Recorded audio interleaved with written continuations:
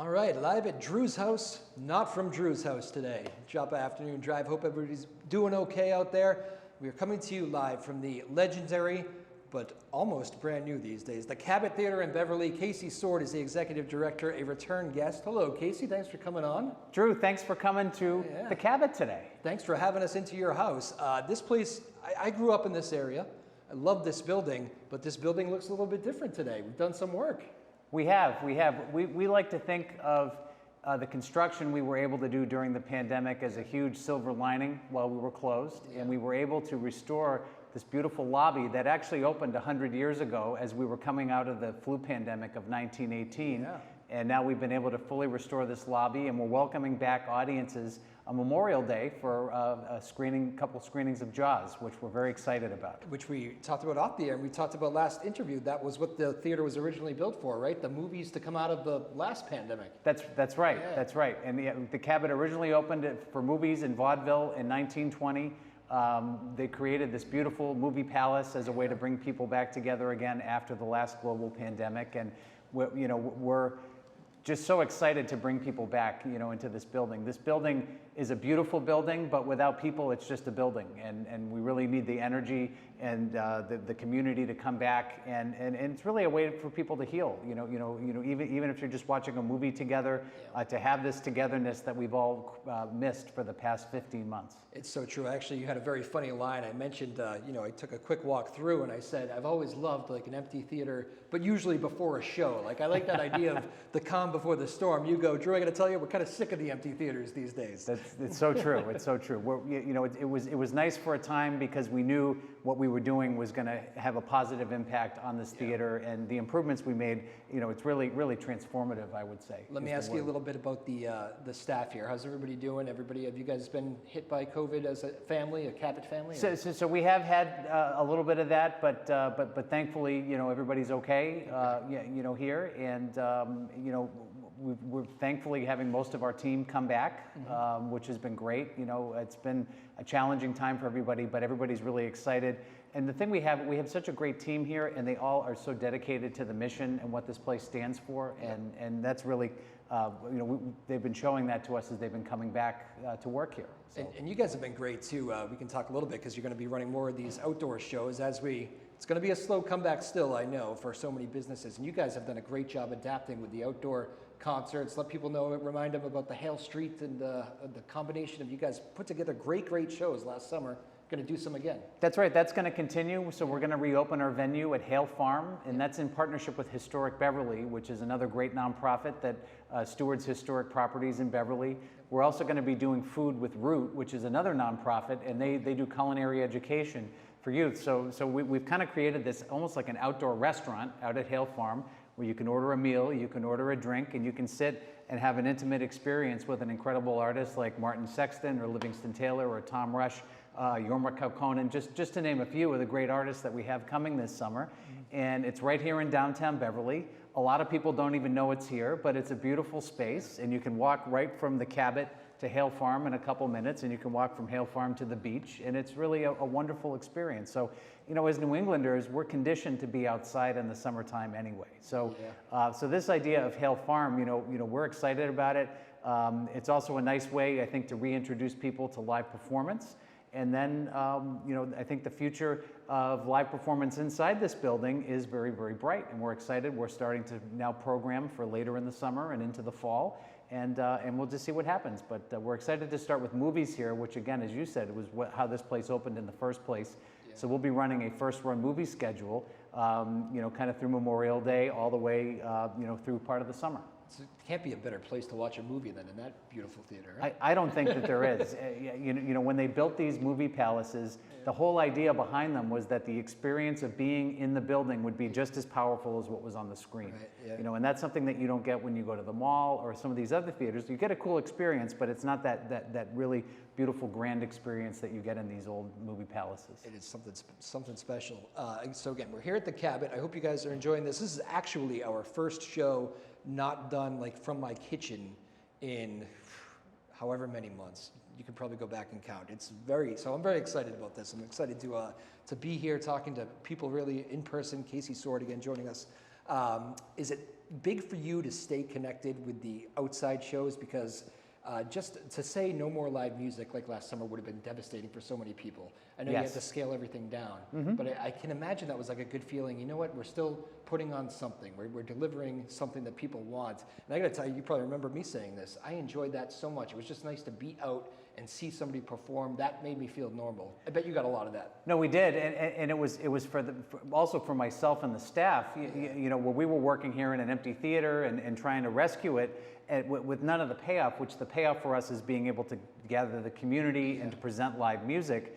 And we wanted to do that in any possible way that we could. So as soon as the restrictions were lifted, you know, we were searching for a venue, and this wonderful partnership emerged with Historic Beverly, and it's just been wonderful. But the people, I mean, people were crying when they came. I remember standing with Tom Rush. Tom Rush did the first show, and he had COVID really bad in the beginning, and it was his first show back. And most of the artists that played Hale Farm, it was their first show playing in front of people, and for people, it was their first time seeing show in many months. And that was a really special thing for us to be a part of, just to witness people's reactions, and to watch them come in a certain way and then leave completely changed by the experience. I remember talking to Tom Rush about that, and he said, it's funny, you know, I am as experienced as it gets on stage. I've been on there my whole life, but that break after not being on there for so long, to hear people cheer for you, and as an artist, you feel confident again. It's okay, yeah, I still got this, that feels good. Yes. It was like being a kid again almost. He was touched by it. Well, I think for artists,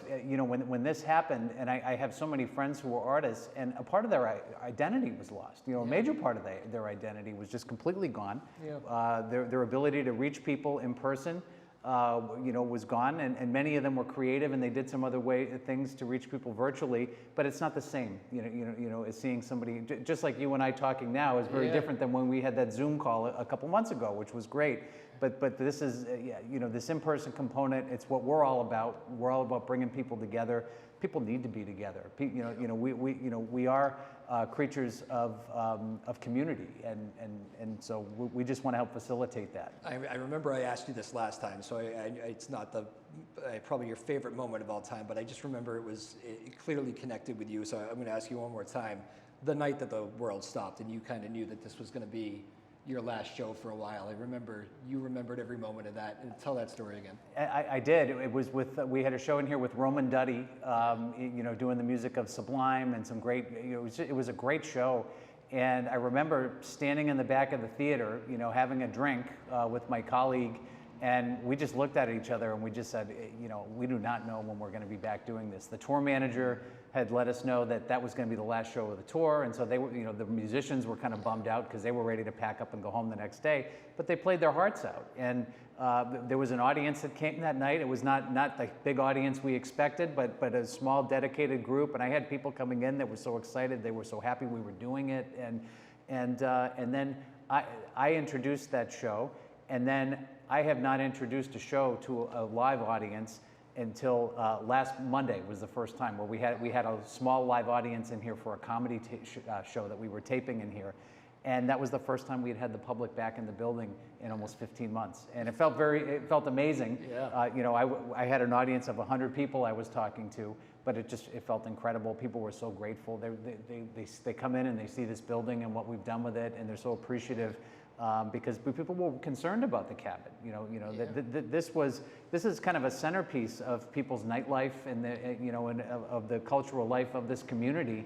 And the thought of not having it here, you know, people just weren't going to stand for that. Even just walking down the street, just to come in here and talk to you, and picture this on a night when you have an artist that you really want to see. Just the idea of like walking into a building like this and checking out a theater, it gives you excitement. You know, it's just walking right downtown. There's people eating and, having a beer down the street, and then you're walking in, and I'm like, this feels good walking in here. That's one of my favorite things to do, actually. So I live in downtown Beverly, and I have about a 5-minute walk to the theater.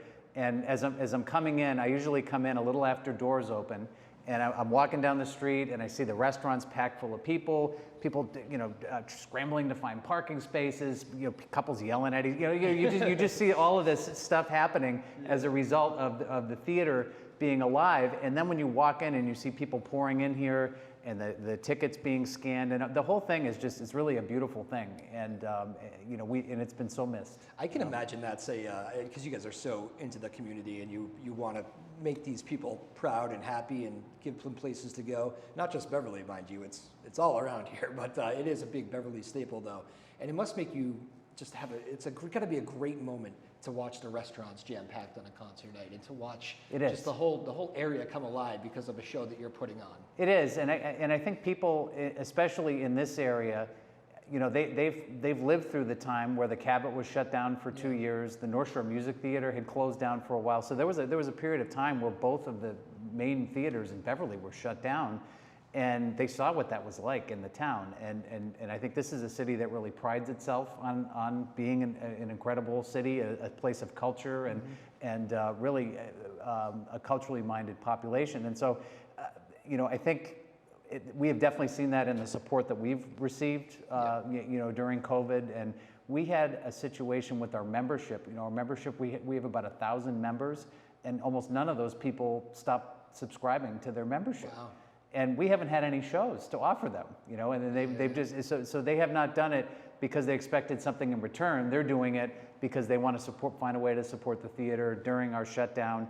And then when we come back, we're going to give them lots of great shows, That's unbelievable. and that's on us now that we're going to reopen. So that's the fun part of my job, is the programming and getting people excited to come back into the theater. Well, that's a good relationship. That means you know you're going to deliver, they know you're going to deliver, and yeah, it's a beautiful thing. It really is. I can tell that people still haven't.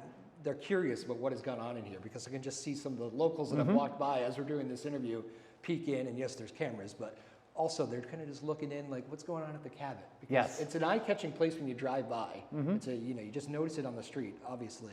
But now, there's kind of this new hallway. This is a pretty cool moment for you guys. Yeah, it really is. I think the whole theater makes sense now that you see the lobby in its restored grandeur, because you used to walk in here and you kind of see this old drop ceiling and a countertop from the 1970s, and a concrete floor, and which was its own kind of character. Yeah, it was its own kind of character, and it wasn't bad. And, but then you would walk in and you'd see the beautiful theater, and this magical feeling. And now you have that as the minute you walk in, So it's like when you walk into Grand Central Station, and this isn't just any train station. Oh my God, this is like a work of art, and you get that feeling now when you pop into the Cabot. And I know you're like me too. I mean, we've been to shows. You've been to stadium shows like I have. We've been to the Garden and all that stuff, and I've seen some great shows there. But there is something about the theater, like the theater of this size, the intimacy of it. It just, for me, it's the only place I would really want to see a show. You give me the perfect venue to see a show, it's this theater. Yeah, I think this size, and I think it's the same from the artists that we talk to. They would, even though they can't make as much money here as playing a larger theater or an arena, their preference from an artistic standpoint would be to play a theater of about this size. Yeah. Because when they're standing on the stage, they can see right to the back of the theater, and they don't even have to turn on a microphone, and they could still talk to the person in the back row. Right. And so these intimate theaters, and there's not very many theaters left of this size and vintage in the country. There's only a couple dozen left that are like the Cabot from this time period, and it's really a national treasure. No doubt about it. Again, the Cabot in Beverly, joined here by Casey Soward, Executive Director of this fantastic theater. I wonder, Casey, so you guys have obviously made it through. You've improved the place during this. You put on shows. You're one of the few organizations to really be able to put on concerts while the pandemic was going on, doing it outside. But obviously, people are realizing that you guys are going to come back and be probably even stronger than ever. I'm sure you talked with other people in this industry who are not going to be so lucky. What have those conversations been like? Maybe even friends of yours that in the same business. I mean, it's been extremely tough on everybody in this business, and there have been venues that have been lost, and that's for all kinds of reasons. But I guess our hope is that everybody comes back, because this industry depends on everybody being back, whether it's the young bands that are playing across the street at Chianti's, or some of these smaller clubs, and they're cutting their teeth and they're building their audience bases before they're ready to play a place like the Cabot. Without those kinds of clubs, the places like the Cabot can't exist. Right.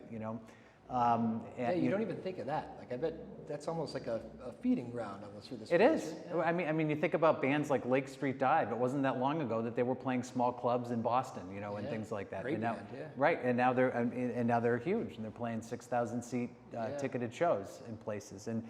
But bands like that need a place, you know, to start and a place to build up their fan base and things like that. So all of these venues, it's important to us. And then in terms of other regional venues, you know, we need them to come back so touring can come back, because you can't just book a band to play one show. They need a string of dates in different states to make that a financially viable thing. So it's been heartbreaking to hear of the losses, and there have been many.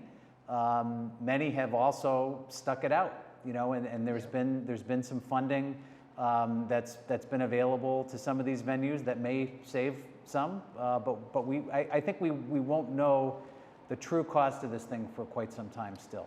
And do you think that maybe part of your job almost becomes now telling people that this is a safe experience? If, you know, this Yes. is a group of vaccinated people, we are going to be sticking to whatever we need to stick to. Is that part of your job description now? Or do you just say, you know what, when you're ready to come back, you come back? But Yeah, well, I think that's part of our thinking around bringing back the movies first, was that, because it's, you know, it's something that we can do in a little bit more of an orderly fashion. We're going to have distance between the seats, and we're still going to be, you know, encouraging people to wear masks and things like that, you know, when they come back. And I think it's going to be a phased return for people, and you know, and this is one of these things where some people were ready to come back 6 months ago, and some people might not be ready to come back for 6 months. So we're trying to meet everybody in the middle, and you know, begin this gradual return to the theater. So from a personal level, how many nights have you been here just by yourself, and the place is empty, and you're just staring at the stage, going, "Come on"? there's been a few of those, but I would say that. Because we've had all this construction happening, that's taken my attention away from that a little bit, and I've chosen to focus on, you know, all of these little details that we're looking at here in the lobby. And our team that worked on this project just did a great job. You know, it was a challenging time for them to do all this during COVID, but we, you know, not only did we do the lobby project, but we also restored the historic arch inside the theater that had been covered up for 3 years. Mm-hmm. That's been completely renovated and replastered and repainted back to its original grandeur. We're putting in infrastructure now for future projects, like an elevator that's going to have to eventually go in to serve our patrons with mobility issues, getting up the stairs. We'll have an elevator for them. You know, there's still, in a place like this, you're never really done with everything, but we've made so much progress. We put over $5 million into this project since I started, which has been quite an accomplishment. I think most people would say we're a lot further along than we thought we would be, and some of that was because we were shut down and we were able to get some of these things done. It's a beautiful spot. And I've always loved this place too. I mean, we're doing this interview during the day, obviously, but at night, it really becomes like the center of Beverly. You know, it's Yes. kind of like the centerpiece. You know, I've always pictured it as that. Absolutely, and Beverly is in such a great central location in the North Shore region. Yeah, definitely. That, you know, you're never more than 20 minutes from anywhere here, and so we're really able to serve as a hub for the area. You know, which has just been great, and it's been great for the city, and the city has been great to us.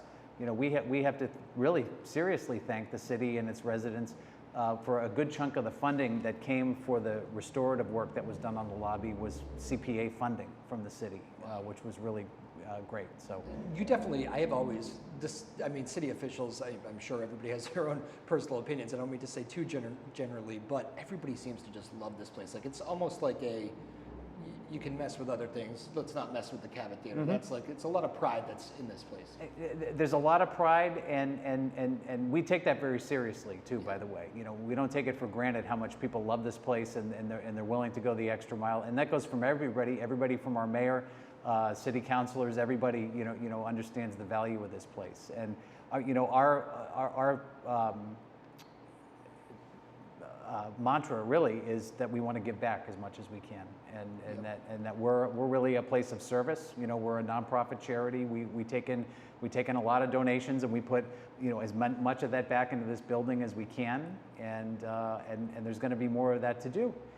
But it's exciting. You know, I really think that the best days of this place are ahead of it. We've gotten through I would say, the grimiest of the construction projects. I mean, putting in an elevator will be tough, but we've done worse. And I think getting past some of these things, and then we'll really be able to focus more on the service aspect of what we do. We're focusing more on education and at-risk youth and how we can help some of these populations, with many of the issues that they're dealing with. We're starting a series called Community Conversations at the Cabot. Our first one is going to be June 10th with Beverly's Diversity, Equity, Inclusion Director and a wonderful author, Di Cerullo. And so we're going to have things like that where people can come and have a safe space to talk about some of the really important issues of the day. And I think the Cabot needs to be here for that. We're not just here to show movies. I mean, we're here to help change the way people think and to help people become more educated and really just to develop understanding. If you and I are on one side of the political aisle, different from each other, and I see you at my favorite band, and I'm like, oh, he likes the same music as me. Maybe he's not so bad after all, and that kind of thing. Those are the kinds of thoughts that we want to create here at the Cabot. We're really a place for everybody, and we want people to know that. Yeah, absolutely. And you're doing some comedy. We talked a little bit off the air too. Well, everybody needs a laugh. Yeah. And I think more so than ever at this point. So yeah, we're hoping to get back, with our first in-person show with Jim Brewer in the beginning of August, which will be fabulous.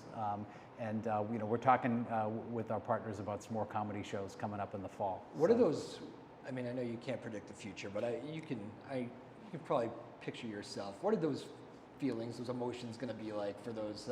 You're starting to get this place packed again for those real big shows, and we're getting closer to being there. I imagine a lot's going to be running through your head.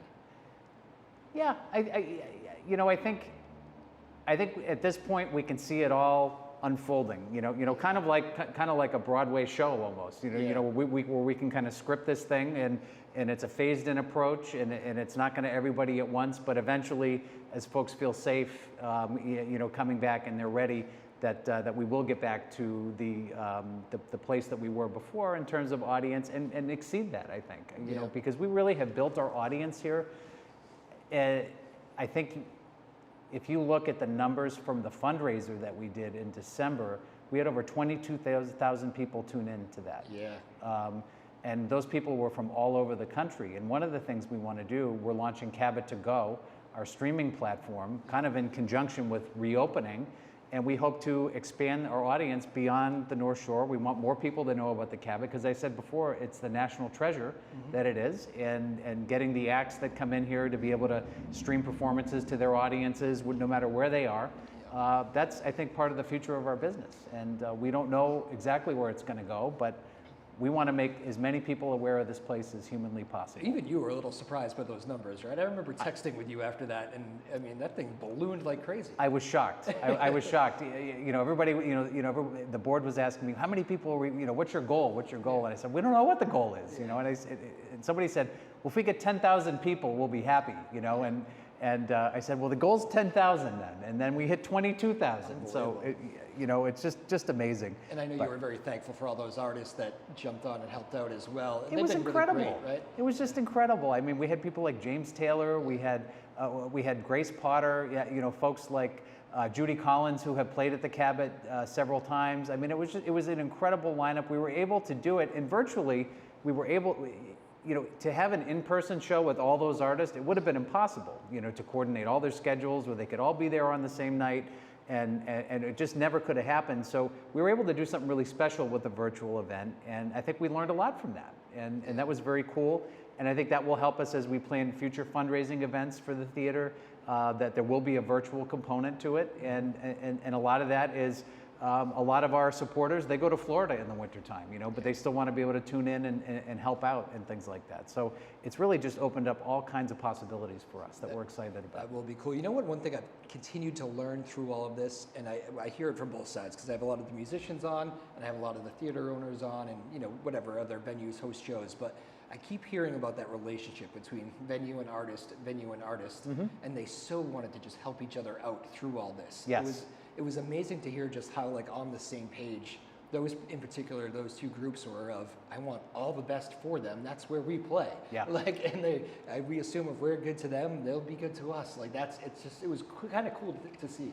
It was a cool thing to see, and I wouldn't say that that's always the case. Yeah. And but Wait, I you've think had issues booking artists before?